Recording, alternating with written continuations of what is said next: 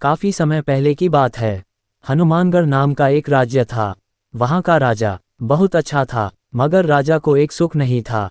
वह ये कि उसके कोई भी संतान नहीं थी, और वह चाहता था कि अब वह राज्य के अंदर किसी योग्य बच्चे को गोद ले, ताकि वह उसका उत्तराधिकारी बन सके और आगे की बागडोर को सुचारू रूप से चला सके। और इसी को देखते हुए राजा ने राज्य में घोषणा करवा दी कि सभी बच्चे राजमहल में एकत्रित हो जाए। ऐसा ही हुआ। राजा ने सभी बच्चों को पौधे लगाने के लिए भिन्न भिन्न प्रकार के बीज दिए और कहा कि अब हम 6 महीने बाद मिलेंगे और देखेंगे कि किसका पौधा सबसे अच्छा होगा।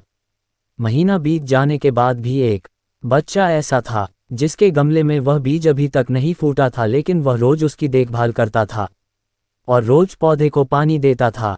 देखते ही देखते 3 महीने बीत गए। बच्चा परेशान हो गया। तभी उसकी माँ ने कहा कि बेटा धैर्य रखो, कुछ बीजों को फलने में ज़्यादा वक्त लगता है। और वह पौधे को सींचता रहा। 6 महीने हो गए। राजा के पास जाने का समय आ चुका था, लेकिन वह डर हुआ था कि सभी बच्चों के गमलों में तो पौधे होंगे और उसका गमला खाली होगा। लेकिन वह बच्चा ईमानदार था और सारे बच्चे राजमहल में आ चुके थे। कुछ बच्चे जोश से भरे हुए थे, क्योंकि उनके अंदर राज्य का उत्तराधिकारी बनने की प्रबल लालसा थी। अब राजा ने आदेश दिया, सभी बच्चे अपने अपने गमले दिखाने लगे, मगर एक बच्चा सहमा हुआ था क्योंकि उसका गमला खाली था। तभी राजा की नज़र उस गमले पर गई। उसने पूछा, तुम्हारा गमला तो खाली है?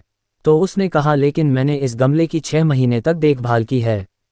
राजा उसकी ईमानदारी से खुश था कि उसका गमला खाली है, फिर भी वह हिम्मत करके यहाँ आ तो गया।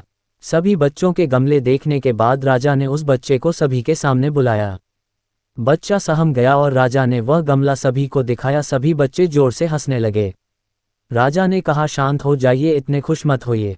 आप सभी के पास जो पौधे हैं वो सब बंजर है। आप चाहे कितनी भी मेहनत कर ले, उनसे कुछ नहीं निकलेगा, लेकिन असली बीज यही था।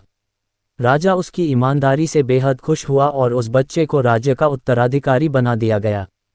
लेकिन हमें इस कहानी से क्या सीखने को मिला? मेरे हिसाब से अपने अंदर ईमानदारी का होना बहुत ज़रूरी है।